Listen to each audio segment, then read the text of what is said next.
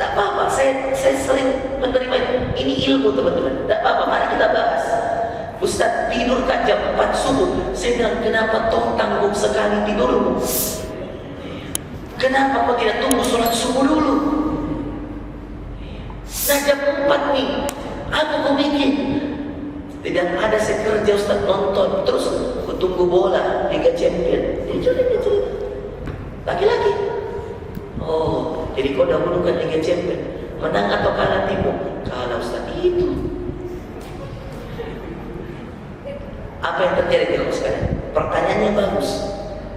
Dia bilang, kalau saya tidur jam 4 subuh Ustaz, bangun gak jam 4 sore. Potong ini nanti ceramah, masukkan.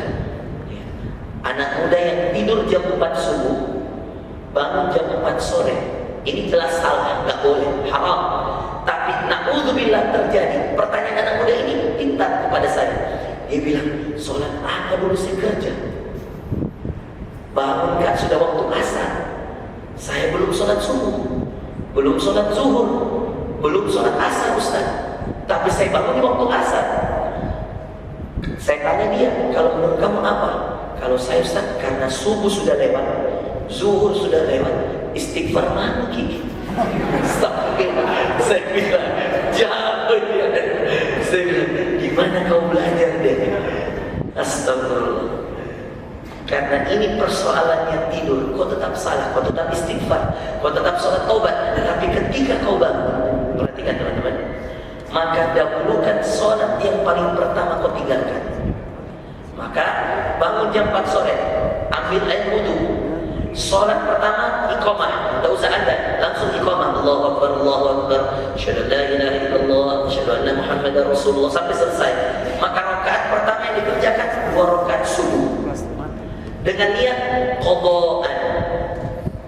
Diqadha, ya Allah saya ganti subuh saya, ya Allah saya ketiduran, nasamiku ketiduran. Kamu tidur jam 4 subuh, gimana subuh sekarang 4:30 lewat? Atau sebelum jam 5? Kamu tidur jam 4, tanggung sekali kamu tidurnya. Oke, setelah zuhur, setelah subuh zuhur 4 rakaat, setelah zuhur asar 4 rakaat, berurutan teman-teman. Bahkan dalam keadaan, perhatikan, bahkan dalam keadaan musafir, ketika kamu jamak, sholatlah sholat yang lebih dulu dikerjakan.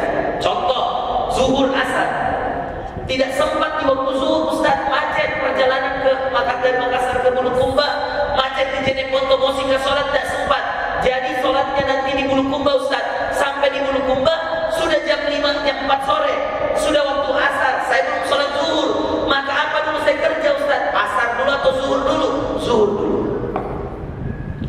Tidak ada sholat, perhatikan anak-anak sekalian, adik-adik, tidak ada sholat yang boleh dikerjakan dengan mendahului sholat sebelumnya. Tidak boleh. Itu sudah urutan. Subuh, zuhur, asar, maghrib, isya, bangun langsung subuh. Zuhur setelahnya asar. Maka walaupun kamu jamak, ya, dan kebetulan kamu ikut berjamaah, tidak mengapa beda niat. Contoh, dengarkan baik-baik. Saya ke Bulukumba, kameraman ikut saya berdiri ya. Contoh teman-teman, dengarkan baik-baik. Saya ke Bulukumba, saya masuk masjid. Ketika saya masuk masjid, orang sholat asar, saya belum sholat zuhur. Betul atau tidak? Saya anggap saya tiba di Bulukumba jam 3.30, pas-pas orang sholat asar. Saya belum sholat zuhur karena saya musafir. Boleh dong saya jamak, boleh dong saya kosor. Maka apa yang saya lakukan? Perhatikan ini. Mungkin kalian banyak orang daerah yang mungkin kalau sholat di tengah jalan bingung. Ustaz, ini saya niat sholat, saya mau sholat zuhur dan imamnya sholat asar. Apakah saya sholat sendiri di belakang karena saya belum sholat zuhur, atau saya ikut jamaah? Ikut jamaah. Oke? Tetapi beda niat. Imam makmum yang lain niatnya sholat asar. Kamu datang Allahu Akbar, niatnya sholat zuhur. Kebetulan sama rakaatnya. Betul atau tidak? 4. Maka setelah salam, Assalamualaikum warahmatullahi, Assalamualaikum warahmatullahi, kamu berdiri lagi, iqamah. Sholat asar boleh dikosor 2 rakaat. Karena kamu musafir. Paham? Nah, yang agak susah, perhatikan. Yang agak susah, kalau kamu belum sholat maghrib, mereka sholat isya. Oke? Maghrib berapa rakaat? Mereka berapa rakaat? Bagaimana nih Ustaz? Ada beberapa pendapat, perhatikan. Pendapat pertama, di rakaat terakhir kamu tidak naik. Duduk saja di rakaat terakhir. Nah, tapi ini bahaya, bisa membatalkan sholat orang samping kanan ke samping kiri. Karena pasti dia bilang apa? Apa dia bilang? Aliran apa ini? Oke, betul atau tidak? Padahal dia cuma mau ikut berjamaah, tapi dia 3 rakaat. Maka rakaat keempatnya dia tidak naik lagi. Dia duduk. Maka ketika imam tasyahud, baru dia ikut tasyahud di rakaat keempat. Cuma bahayanya kalau samping kanan, samping kiri tidak mengerti masalah begini. Nanti dia kopi. Kakinya mending kalau kakinya, kalau tangannya bahaya. Nah itu penting belajar ilmu agama. Tapi itu boleh. Dia belum sholat maghrib, dia dapat jamaah sholat isya, dia ikut.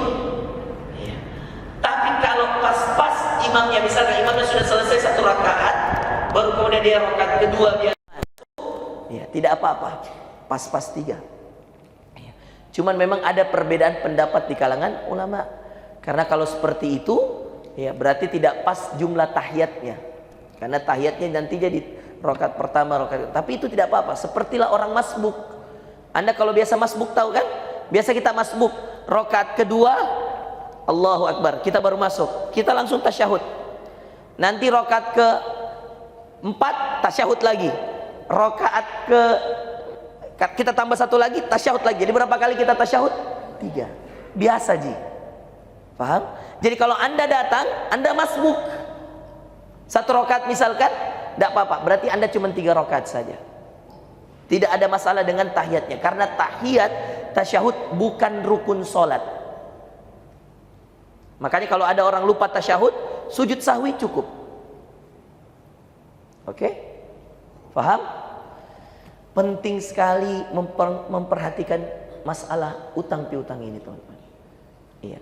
Karena inilah yang jadi kunci utama kita tentang istiqamah. Mana ini? Istiqamah dalam taat dan manfaat.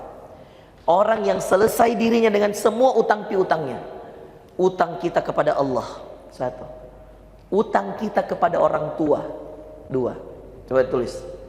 Yang terakhir, utang kita sesama manusia. Kepada orang tua jelas bakti kepada orang tua. Ini menjadi sumber utang kita. Orang-orang yang kemudian tidak berbakti pada orang tuanya, dia berutang dan Allah berhak untuk mengambil utang itu dengan cara Allah.